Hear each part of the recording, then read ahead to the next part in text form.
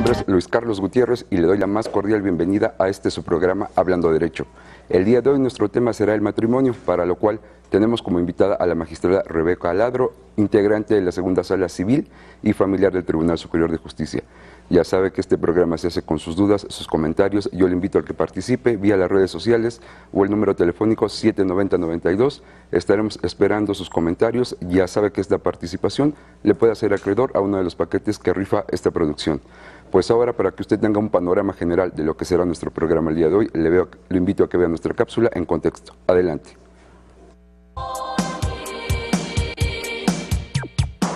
La Ley para la Familia del Estado de Hidalgo establece que el matrimonio es una institución social y permanente, por la cual se establece la unión jurídica de un solo hombre y una sola mujer, que con igualdad de derechos y obligaciones originan el nacimiento y estabilidad de una familia, así como la realización de una comunidad de vida plena y responsable. El matrimonio es un acto solemne e institucional y es un medio reconocido por el derecho para fundar la familia y establece entre los esposos igualdad de deberes, derechos y obligaciones. Esta institución supone la fidelidad recíproca, la vida y asistencia comunes y la relación sexual, a menos que exista causa justificada que impida la realización de esta última. Por el matrimonio, los cónyuges tendrán la obligación de otorgar alimentos a sus hijos y una educación con base en valores que los formen como buenos ciudadanos en el futuro. Los cónyuges tienen el derecho de decidir de manera libre, responsable e informada sobre el número y espaciamiento de sus hijos y la educación de estos en los términos establecidos por la ley. Los derechos y obligaciones en el matrimonio serán siempre iguales para los cónyuges e independientes de su aportación económica. El trabajo realizado en el domicilio conyugal por la cónyuge o el cónyuge en su caso tendrá el valor equivalente de lo que en dinero entregue como gasto diario el otro cónyuge, lo cual se considerará como aportación en numerario al sostenimiento de la familia. Esta misma ley contempla que el matrimonio termina por la muerte de uno de los cónyuges, por divorcio declarado y por nulidad declarada. Estos son algunos aspectos que contempla la Ley para la Familia del Estado de Hidalgo en el tema del matrimonio.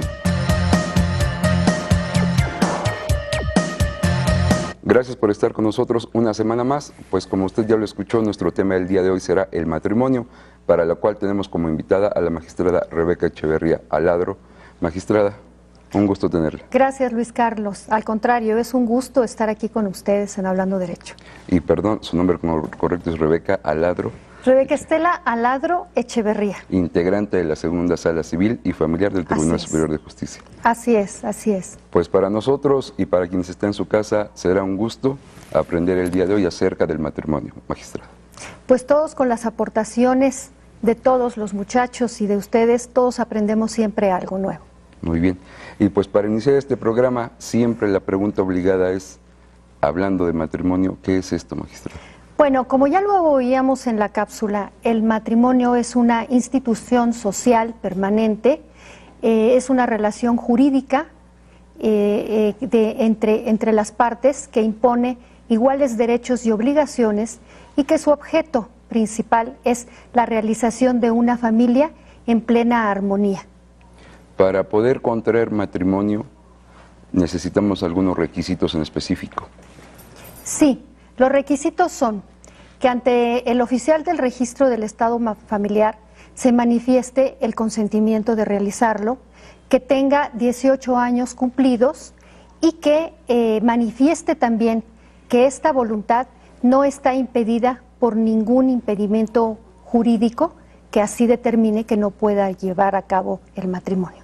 Nos acaba de mencionar, y esto es muy importante para quien está en su casa, el nombre del funcionario ante quien hay que cubrir estos requisitos. ¿Quién es la autoridad por cuanto hace a contraer matrimonio? Bueno, la autoridad responsable es el oficial del registro del estado familiar. Él depende, es un funcionario, es una autoridad administrativa que depende de la presidencia municipal y que tiene esta facultad investida por el presidente municipal para poder llevar a cabo esa realización en el matrimonio. Seguramente muchos de quienes nos ven en sus casas, quienes nos pueden escuchar el día de hoy, tienen la idea de que es un juez. ¿El oficial del registro del estado familiar no es un juez? No, no es un juez. Jueces encontramos nosotros, por ejemplo, los jueces judiciales, ellos están encargados de la jurisdicción, son autoridades jurisdiccionales del Tribunal Superior de Justicia. Aquí se le ha dado la categoría de oficial del registro del estado familiar, quien es el encargado de realizar la celebración de los matrimonios. Muy bien. Dados estos requisitos que nos ha mencionado, ¿qué edad se requiere para poder casarse?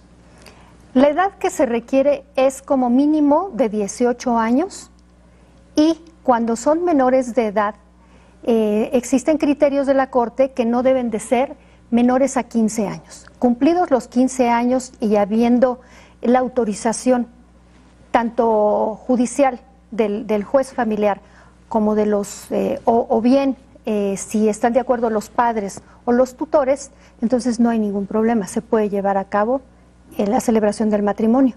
¿Llega a suceder que algún menor de 15 años quiera casarse? Bueno, puede llegar a suceder que alguien esté en esa situación, a lo cual pues no puede otorgarse el permiso, dada la minoría tan corta que tendrá, para poder llevar a cabo, enfrentar pues la gran responsabilidad y grave responsabilidad de lo que es un matrimonio. Ese sería un impedimento entonces. ¿Qué otros impedimentos tenemos para contraer matrimonio? Bueno, tenemos impedimentos dispensables y los no dispensables. Los impedimentos dispensables es precisamente que no tengan la edad cumplida de 18 años, a lo cual si los padres o si bien no hay esa autorización, pero el juez familiar da su consentimiento para que celebren el matrimonio, se convalida de inmediato este impedimento y por parte de los impedimentos no dispensables, estos son situaciones graves que impiden la realización del matrimonio. Por ejemplo, aquellos en los que exista una enfermedad grave, incurable, contagiosa, degenerativa. Esto definitivamente no se puede otorgar la autorización para que se dé el matrimonio. Cuando ha habido el parentesco entre los cónyuges, ya sea un parentesco directo de sangre en línea recta o bien de manera colateral, es decir, entre familiares con el tío, con el primo, con el sobrino, no puede darse tampoco. Y esto va a dar hasta el 8º grado, esta imposibilidad para contraer matrimonio. Algunas otras son por adulterio, por ejemplo, o por haber cometido algún delito contra alguno de los excónyuges para procurar casarse o para poder tener una relación con alguna de los pretendientes. Entre otros, estos serían los más recurrentes. Existe el impedimento entre el tutor y la tutora, desde luego que no se puede dar. Los tiempos modernos están muy ágiles, muy jóvenes, y estos jóvenes dicen, me escapo y no pido la autorización de mi tutor, soy menor de edad y me caso. ¿Qué sucede con ellos? Bueno, existiría una nulidad. Esto sería motivo de una nulidad, pero si los padres o tutores reconocen la validez del acto o reconocen la existencia de este matrimonio, lo aceptan, se convalida. Pero si no, pues es nulo. Los padres pueden ejercer el juicio de nulidad sobre esta celebración. Mi pregunta aquí sería, ¿un juicio a quién se demanda? Bueno, se demanda al registro del estado familiar y se demanda la celebración del acto. Se demanda también el hecho de que se haya podido celebrar sin la autorización de los padres y sin haber determinado que dentro de las actas pudiera haber alguna situación que evidenciara que son menores de edad y por consecuencia tendría que haber la obligación del oficial del registro del estado familiar de exigir que los padres otorgaran ese consentimiento o en su defecto el juez familiar a través de un juicio en donde escucha a los menores y entonces si lo cree conveniente otorga el permiso. Normalmente creo que todos se casan o buscan el matrimonio enamorados y esperamos que lo hagan sabiendo que surgen deberes y obligaciones. ¿Cuáles serían estos, magistrada? Bueno, los deberes y obligaciones nacidos del matrimonio supone que son los mismos, deben ser los mismos para ambos cónyuges. Y aquí vamos a suponer la fidelidad recíproca, la atención mutua, la asistencia social, la asistencia de una vida en común, también la educación de los hijos, el número y esparcimiento de los hijos, el ponerse de acuerdo también en que ambos tendrán que mantener, sostener a la familia y ambos tendrán que dar el gasto familiar. Pues bien, para quienes nos escuchan en casa, ya saben ahora que el matrimonio, además de un acto de amor, es un acto jurídico del que nacen derechos y obligaciones. Yo le pido que si a usted le interesa saber más del matrimonio, no le cambie, regresamos, estamos hablando de derecho. Continuamos. Son requisitos esenciales para contraer matrimonio, celebrarse ante el oficial del registro del estado familiar. La edad para contraer matrimonio será de 18 años para el hombre y la mujer, salvo dispensa y autorización legalmente otorgada, y expresar su voluntad de unirse en matrimonio. Gracias por estar con nosotros. Esta tarde estamos hablando de matrimonio con la magistrada Rebeca Aladro, y en el estudio nos acompañan alumnos de la licenciatura en Derecho del Centro Universitario Metropolitano de Hidalgo, quienes, como usted ya sabe, participarán con nosotros en los siguientes bloques. Y pues bien, magistrada, siguiendo con nuestro tema el día de hoy, hablábamos de los derechos, de las obligaciones que nacen al contraer matrimonio. Y normalmente en las parejas, una discusión que suele ser común son los gananciales, la cuestión económica. ¿Qué sucede cuando alguno de los esposos gana más dinero que el otro? ¿Están obligados a darle la totalidad a la manutención de la casa, de la familia? Bueno, esta situación es primero determinar entre la pareja cuánto va a ser el costo de la casa. Es decir, todos aquellos gastos que provengan de la familia, de los hijos, cuánto es lo que se determina y cuánto es lo que gana cada uno, para saber, de acuerdo a las posibilidades de ambos, ya las necesidades de la familia, cuánto es lo que están obligados a dar cada uno de su salario. Esto no quiere decir que el que gane más tenga que dar todo el dinero que le sobre o que esté obligado porque la esposa no lo vaya a dar. Cada quien va a dar de acuerdo a sus posibilidades. Es posible, muy posible, que el que gane más esté obligado un poco a dar un poco más. Pero eso es de acuerdo a las posibilidades y a sus necesidades. Y todo aquel sobrante de ese salario de las partes, cada uno puede hacer lo que quiera con su sueldo. Habiendo cubierto ya las necesidades de la familia, todo lo demás es para las partes y ya tendrán que ponerse de acuerdo si esto lo ahorran, si va a un fondo común o simplemente cada uno puede realizar lo que quiera de su dinero. Pero todo esto es en base a sentarse y a determinar las bases del matrimonio. No podemos nosotros ir por la vida sin un objetivo y sin un rumbo, porque finalmente es la vida y el proyecto de vida lo que están ellos poniendo en función. Hablamos hoy en día de una relación de igualdad hombre-mujer. Antes era muy común que el hombre trabajaba, la mujer se queda en su casa. Hoy en día ya también sucede que la mujer trabaja y el hombre se queda en su casa. ¿Qué sucede aquí? ¿Cómo podemos hablar de igualdad? ¿Cómo hay una distribución entre estos gastos, entre lo que cada quien le toca aportar, si evidentemente una de las partes, diríamos económicamente, no aporta? Bueno, insisto que tanto los deberes como las obligaciones son iguales.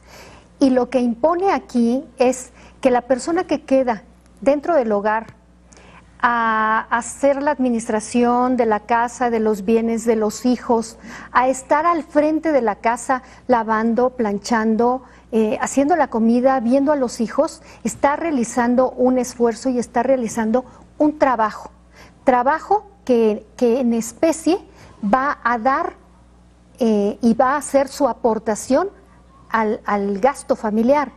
Es decir, si aquel cónyuge, la o el cónyuge, que sale a trabajar gana 500,000 pesos y esos 500,000 pesos los va a aportar en gasto familiar, pues la persona que se queda lavando, planchando, haciendo la comida, llevando la administración de los bienes o de la propia casa, su aportación en especie es igual, en 500,000 pesos. Y si estamos hablando de un salario mínimo, pues un salario mínimo es el que aporta él o la que se quede dentro de la casa. Y eso es muy usual. Sin embargo, desgraciadamente, para algunas parejas, el que sale a trabajar es como si fuera el que realmente está aportando y el que realmente estuviera dando el valor. Y llegan al extremo y al grado absurdo de decir: todo lo que te vistes, todo lo que te pones o todo lo que hay, la silla en donde te sientas diario, eso es mío porque yo lo compré con mi trabajo. No es cierto. La persona que sale es la misma aportación que la persona que se queda dentro del hogar. Y entonces estamos hablando de igualdad y por ello debe de ser la mitad de cada uno de ellos, porque la mitad cada uno está aportando. Algo muy justo, porque los trabajos domésticos son sumamente pesados, cuidar a los hijos y la educación de los hijos me parece a mí algo invaluable. Es cierto, es muy cierto esto. Se escucha muy a menudo que, sobre todo una mujer, cuando se le dice que a qué se dedica, en dónde trabaja, dice: no trabajo, yo solamente estoy en mi casa. ¿Y qué hace? Lavo, plancho, la hago de secretaria, la hago de enfermera, la hago de arquitecto, de albañil, pero no hago nada. O sea, en realidad está haciendo muchas actividades. Quien se queda es un trabajo muy rudo, tan rudo como aquel que sale a trabajar y que tiene que enfrentarse a la vida diaria de lo que implica la responsabilidad de un trabajo. Y educar a un ser humano yo creo que es lo más valioso que puede existir, justa o injustamente, sin remuneración, pero la vida le dará a esas madres o esas personas que se dedican a educar a sus hijos el justo premio, el justo valor a su trabajo. Luis Carlos, pero esto también es motivo de reflexión, porque la educación no impone solamente quien se queda en la casa. Si recordamos que ambos tienen los mismos derechos y las mismas obligaciones, es a partes iguales. Y ahora la ley establece las obligaciones de crianza, y esas obligaciones de crianza implican toda la labor y toda la educación, el esfuerzo que se debe de hacer hacia los hijos. E incluso, aun cuando no vivan con ellos y estén separados, el que está separado es tan responsable y obligado como aquel que está con sus hijos a diario en la casa. Entonces, esas obligaciones imponen obligaciones y deberes para ambos. Ya la educación no puede ser solamente de la mujer o del hombre, tienen que ser los dos, de manera conjunta, responsable y muy pensada. Muy de acuerdo, magistrada. Y cambiando de tema, dejando ya el aspecto económico, hoy en día también pasamos por un fenómeno un tanto inusual. Hay parejas que se han dejado de ver mucho tiempo, se separaron hace 20 años, cualquier cantidad de tiempo, y creen que ya no están casadas. ¿Esto es correcto? No, desde luego que no. El simple transcurso del tiempo no va a hacer que un matrimonio se disuelva o no tenga ya validez o ya esto por sí solo se hayan divorciado. Existe mucha gente que vuelve a contraer matrimonio pensando que porque dejó de ver a la primera esposa 20 años atrás, 10 años o 50, supone que ya ese matrimonio no tiene validez. Tendrá validez el primero. Y si contraen matrimonio, ese matrimonio por segundas nupcias es nulo en tanto no decreten la disolución del primero. ¿Cuáles serían las únicas formas de terminar un matrimonio? A través, se termina por muerte de alguno de los cónyuges, por una sentencia que causa ejecutoria declarando la disolución, por un divorcio también declarado fundamentalmente esas serían la manera de terminar con ese matrimonio. Nos habla ahorita de nulidad. También en México tenemos el fenómeno de la migración. Muchos hombres principalmente viajan a Estados Unidos a trabajar y nunca regresan. Han pasado 10, 15, 20 años y algunos han cumplido mandando una parte, otros nada. Y un buen día la señora que se quedó aquí se entera que ese señor ya se casó allá y tiene una familia. ¿Opera también el juicio de nulidad? Por supuesto, puede declarar, puede interponer el juicio de nulidad sobre las segundas nupcias. Y entonces ya se verá todo lo relativo a la sociedad conyugal, de en qué momento se separan. Esto es muy importante, porque cuando hay un abandono, actualmente opera únicamente para la sociedad conyugal. Y si el marido o la esposa abandonaron el domicilio conyugal y a la esposa y a la familia, esto es importante determinarlo a través de una sentencia, porque de aquí se van a determinar la sociedad conyugal, los gananciales, hasta dónde tienes derecho y hasta dónde alguien que se quedó en el domicilio conyugal siguió pagando la casa con todos los esfuerzos. Lo hemos visto, Luis Carlos. Sí. Desgraciadamente, tenemos sentencias en las que se ha declarado que la casa es a partes iguales cuando manifiesta alguna de las partes que su cónyuge se fue, los dejó sin comer, los dejó con una deuda, con una deuda de compraventa de casa, y que con todo el esfuerzo del mundo estuvieron trabajando, estuvieron realizando una serie de situaciones y trabajos forzados para poder llevar a cabo el seguir sosteniendo el hogar y además seguir con la deuda de la casa. Terminan de pagarla y aquel que se fue se entera, regresa y solicita la mitad de esa sociedad conyugal. Pero como no le damos respuesta a este tipo de asuntos, como los dejamos muchas veces que se vayan y que pase el tiempo y no demandamos nada, pues desgraciadamente alguien viene y se aprovecha de esta situación. Sí, muy común. Otro tema de actualidad: la historia del ser humano no se detiene. Antes lo normal, lo común, lo establecido, lo que habíamos visto siempre, era una mujer con un hombre. ¿La ley para el estado de Hidalgo prevé el matrimonio entre personas del mismo sexo? Bueno, la ley familiar únicamente nos prevé cómo el matrimonio es la relación jurídica entre un solo hombre y una sola mujer, y esto impone que como primera obligación del oficial del registro del estado familiar advierta una situación de esta naturaleza. Aunque sabemos, porque creo que por todos es sabido este tema, que existen estados en donde ya se ha dado esta autorización a través de amparos o a través de acciones de inconstitucionalidad en los cuales se determine y se ordene que puedan contraer matrimonio. Muy bien, magistrada, gracias.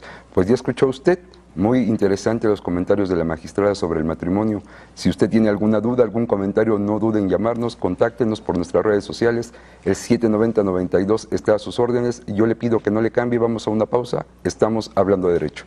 Continuamos.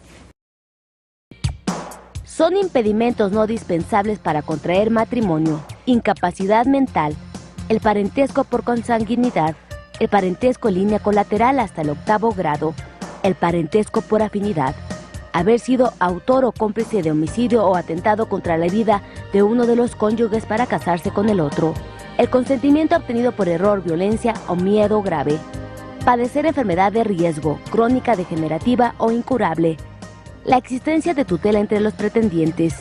El adoptante no puede contraer matrimonio con el adoptado, y el adulterio habido entre las personas que pretendan contraer matrimonio. Gracias por continuar con nosotros y sobre todo gracias por participar en este programa. La señora Eva Martínez de Santa Julia nos pregunta, magistrada, ¿es suficiente que el hombre lleve la despensa a la casa sin dar gasto cuando él no trabaja?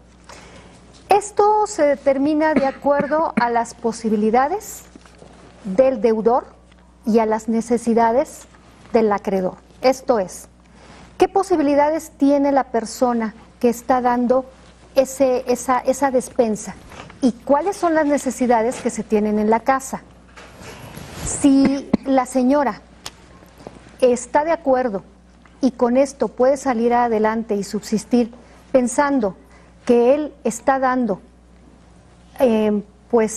lo que puede y más, entonces ella diría es suficiente.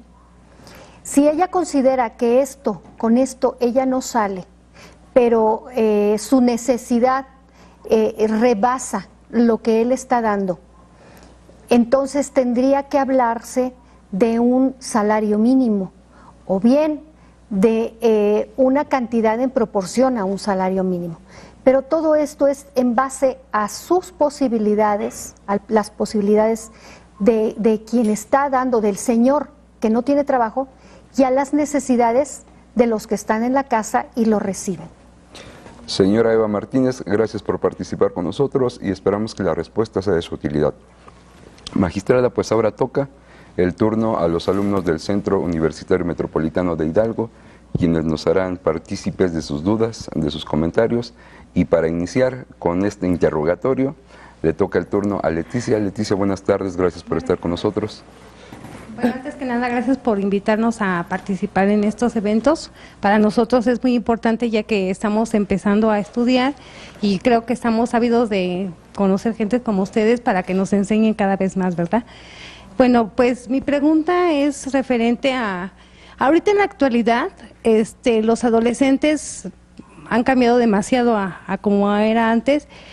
Y ahorita es común ver a chicos de 18 años con chicas de 14 años y realmente ya están experimentando tener una sexualidad más abierta. Suele suceder que en la edad de que se enamoran y quieren casarse. En estos casos que nos decía usted que la edad mínima para poder contraer matrimonio era de 18 años, pero en este caso que, por ejemplo, la mujer, vamos a suponer que sea menor de edad, 15 años, y la pareja tenga 18, existe el consentimiento por parte de ella, que ella quiere casarse. En estos casos, ¿qué se puede hacer? O sea, ella quiere casarse, él también, entonces, pero ella es menor de edad. Entonces, en estos casos, ¿sí procede? ¿Si hay el consentimiento por parte de ella? Si ella ya cumplió esos 15 años, es la edad mínima que la Corte otorga para que se pueda consentir el matrimonio. Si ella está de acuerdo y él también está de acuerdo, tienen que hablar con los padres para que otorguen el consentimiento. Los padres o bien los tutores. Si con ello no se consigue el consentimiento porque la mamá pues sienta que es muy pequeña o porque no le guste el muchacho con el que se va a casar, en fin, tiene que haber entonces la búsqueda de ese consentimiento ante el juez familiar. Con el juez familiar van a llevar una plática y va a escuchar a las partes a ver qué es lo que pasa, por qué la mamá, el papá no otorgan el consentimiento y cuál es el peso que hay con la voluntad de querer contraer matrimonio. Y el juez familiar determina, aun y cuando no estén de acuerdo los padres, si el juez familiar, de acuerdo al criterio y lo que le están señalando, sostiene que sí pueden casarse, se da el consentimiento y se casan. Muchísimas gracias, licenciada. Gracias, Al contrario. Leticia. Alejandra, buenas tardes. Gracias, buenas tardes, licenciada. Mi pregunta es acerca del divorcio unilateral, esta nueva modalidad que para mí es muy interesante. A lo largo de la vida he conocido a muchas mujeres u hombres que, como decía Luis Carlos, contraen matrimonio, pero no se separan por años y piensan que ya están divorciados. Y muchas personas no se divorcian porque piensan que es muy complicado. Es un gasto, no saben dónde está la persona, etcétera. Entonces me gustaría saber cómo funciona esto del divorcio unilateral y a dónde pueden ir las personas que no tienen ese deseo de pagar o no saben a dónde ir o no saben ni que existe, porque tengo entendido que hay abogados que trabajan de manera gratuita y pueden ayudar a este tipo de personas. Desde luego, actualmente ya no es posible que exista una persona en el mundo que esté atada a un matrimonio cuando no lo quiere. El matrimonio actualmente no se supone que sea más fácil, se supone que está otorgando el derecho a las personas a la libre voluntad de querer continuar en vida de unión o no. Y en el momento en que no están de acuerdo, lo pueden hacer en cualquier momento. Ya no es un juicio como antes se suponía, ya no es un divorcio necesario en el que se estén buscando causales y por supuesto buscando grandes problemas a la familia, porque desgraciadamente no solamente se divorciaban los pretendientes, los cónyuges, se divorciaba la familia, se divorciaban los amigos, se divorciaban padres e hijos y era verdaderamente un problema muy fuerte emocional. Actualmente, con la sola voluntad, la solicitud de divorcio acompañada de un convenio en el que se exprese cómo van a quedar los hijos, cómo van a quedar las partes, quién se va a quedar con los hijos, hay una pensión alimenticia para ellos, el domicilio conyugal, todas las seguridades, las obligaciones de crianza, las obligaciones que se deben de atender sobre la convivencia de aquel padre o aquella madre que no se va a quedar con los hijos, pero que de ninguna manera está potestad de ninguno de los dos, sino que la obligación tienen que ver a su padre o a su madre todos los días, siempre y cuando no vaya en contra ni de su horario, ni de la salud, ni de la escuela, las labores propias de un menor. Entonces, pueden acudir ante un abogado en donde este defensor de oficio no les va a cobrar absolutamente nada. Pueden acudir ante la Defensoría de Oficio, dependiente del Poder Ejecutivo. Ahí les van a determinar qué defensor de oficio es quien va a llevar el asunto y entonces con la sola solicitud y ese convenio, las actas de matrimonio, bueno, el acta de matrimonio, las actas de nacimiento, todo esto en conjunto le van a notificar a la otra parte el deseo de aquel o de aquella que ya no quiere continuar. Él tendrá o ella tendrá el derecho de contestar diciendo si está de acuerdo o no está de acuerdo en lo referente al convenio. Puede no estar de acuerdo en divorciarse, pero esta parte no está a potestad de las partes. Con el solo hecho de que uno quiera divorciarse, el otro no puede hacer nada. Entonces, lo que tiene que ver y adentrarse es al convenio. ¿En qué estoy de acuerdo y en qué propongo yo las bases de lo que no estoy de acuerdo?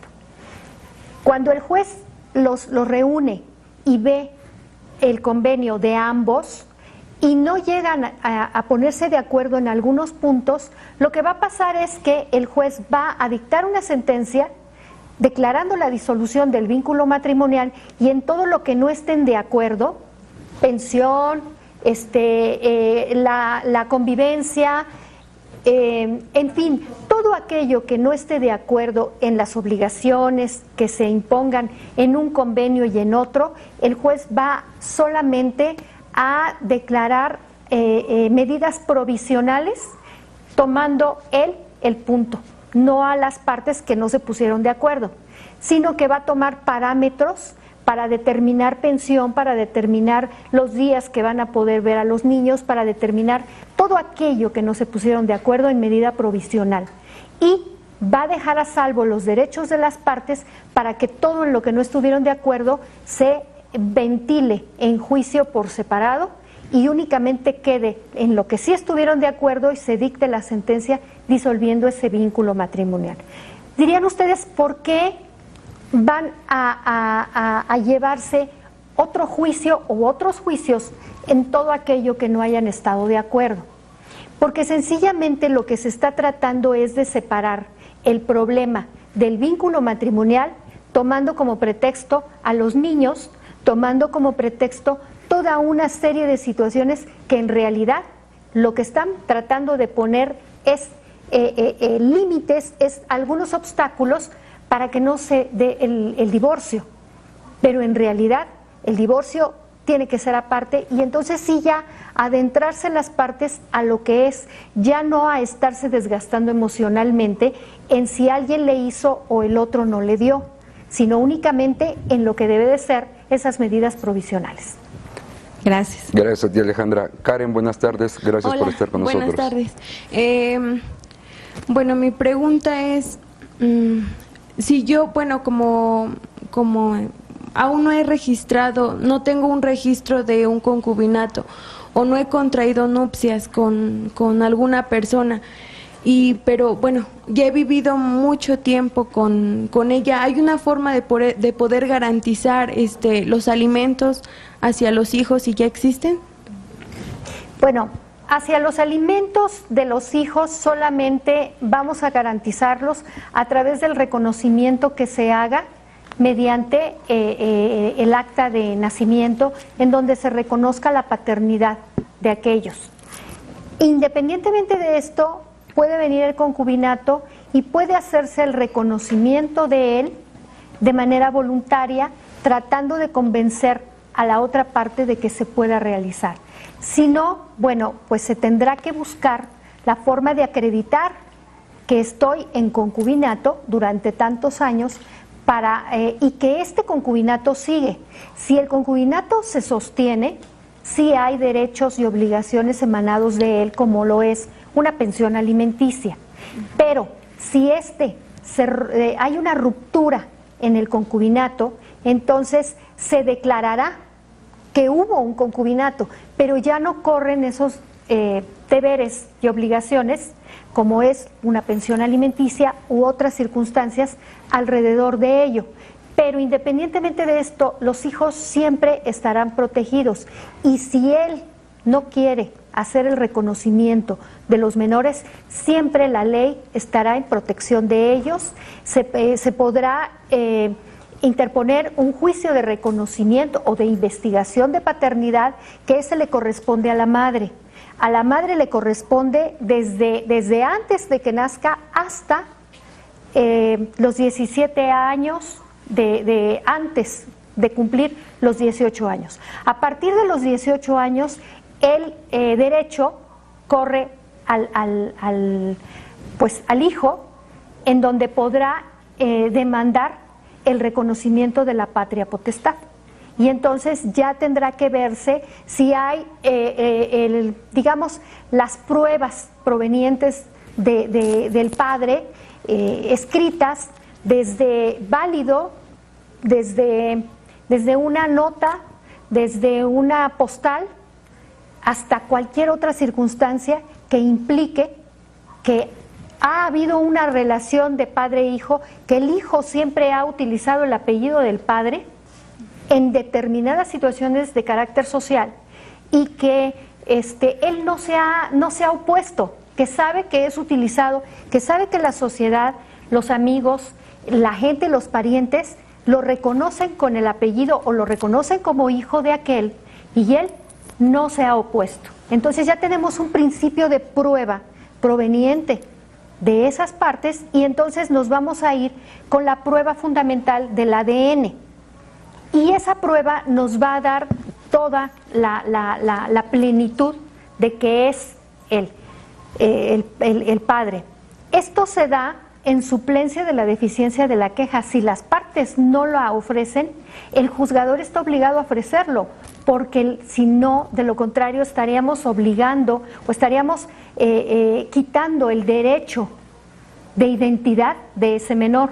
Entonces la ley debe de protegerlo por todos los medios, y para eso no existe ninguna restricción actualmente. Okay, muchas gracias. Gracias, Karen. Interesantes los comentarios, las preguntas de los estudiantes del Centro Universitario Metropolitano de Hidalgo. Regresamos a nuestro último bloque. Si usted tiene alguna duda, algún comentario, por favor, pónganse en contacto con nosotros.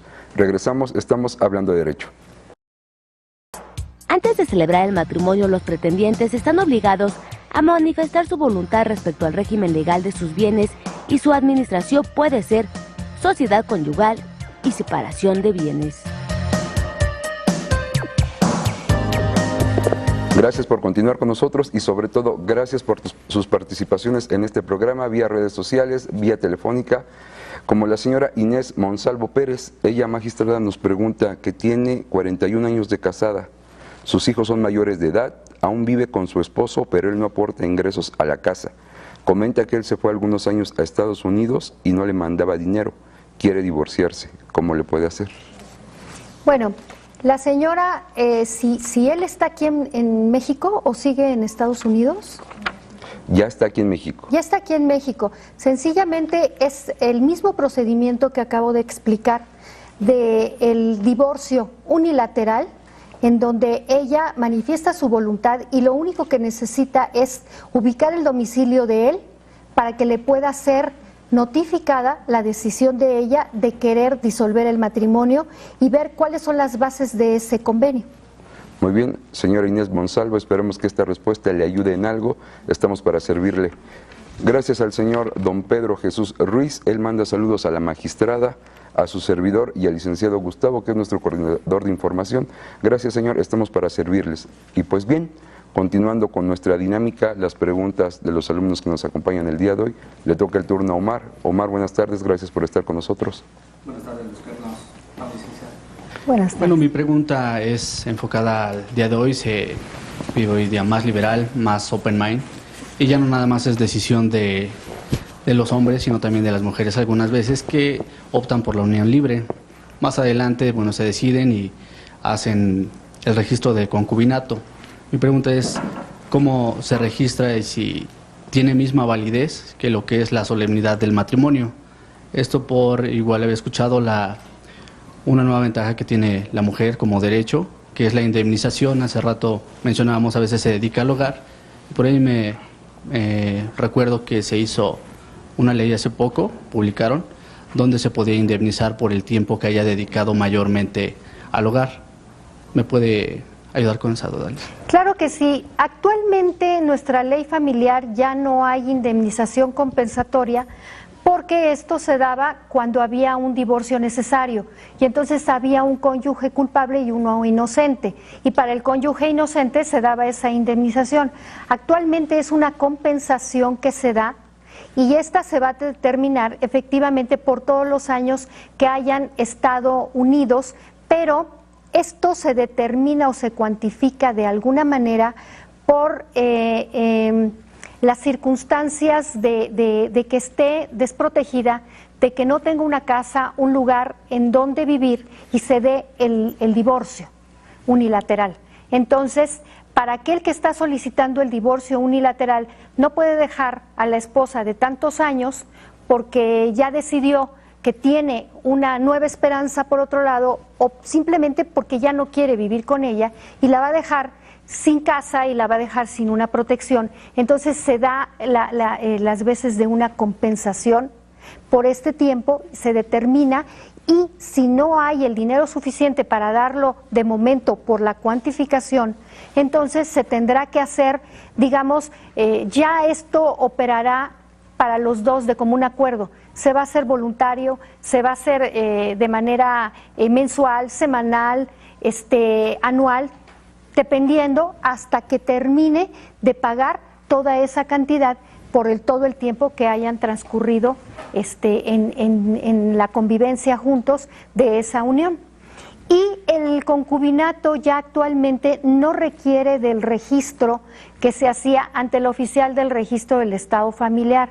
Ya es una situación meramente voluntaria en la que se declara por ambos, pero no como anteriormente se daba, que tenían que ir y escribirlo en un libro como se hacía o como se hace en el matrimonio. Desgraciadamente a la gente no le gustó el nombre, el calificativo de concubino, y entonces había en 5, 7, 10 años apenas si estaban inscritos 5 personas. Esto quiere decir que la ciudadanía no lo acepta, no es lo que quiere. Entonces, ahora sí se da y sí se reconoce ese concubinato, pero no necesariamente con una inscripción. Gracias, magistrada. Gracias a ustedes por participar con nosotros el día de hoy. El tiempo, desafortunadamente, se nos ha terminado. Magistrada, un último comentario. Bueno, pues realmente el matrimonio es una situación que impera muchos deberes, obligaciones para ambos. Hay que ser muy conscientes de lo que se hace y que el llevar a cabo un matrimonio debe de sentarse las partes, plantearlo y fijar las bases de cómo va a ser esa convivencia, para que nunca tengan problema y para que lo vean como un proyecto de vida, un proyecto en el cual puedan hacer muchas cosas con ello y puedan crecer como personas y no sentirse atrapadas en un lugar y en una situación que a ninguno le gusta, y entonces empezar a buscar otras alternativas fuera de su hogar. Yo creo que lo más importante es creer en él y apostar en él con bases sólidas, con bases firmes y siempre pensando en el bienestar de los hijos. Bien lo dijo usted, el matrimonio es un proyecto de vida. Gracias por estar con nosotros, ha sido un gusto para esta producción poder compartir el tiempo con usted y muy seguramente para quienes nos ven en sus casas. Gracias, Luis Carlos. Gracias a usted que nos ha acompañado en un programa más. Le informo que los ganadores de la rifa son la señora Eva Martínez de Santa Julia y la señora Inés Monsalvo Pérez. Pueden pasar a recoger sus premios a la Coordinación de Información del Tribunal Superior de Justicia, carretera México-Pachuca, kilómetro 84.5, de 8:30 a 16:30 horas, con una copia de su credencial de elector. Yo le recuerdo que el día viernes, hablando de Derecho Radio con el coordinador de información, el licenciado Gustavo González, y lo espero el próximo lunes a las 18 horas en su programa Hablando de Derecho TV. Se despide de ustedes su amigo Luis Carlos Gutiérrez, no sin antes recordarle que la justicia no se mide ni se pesa, se siente. Buenas tardes.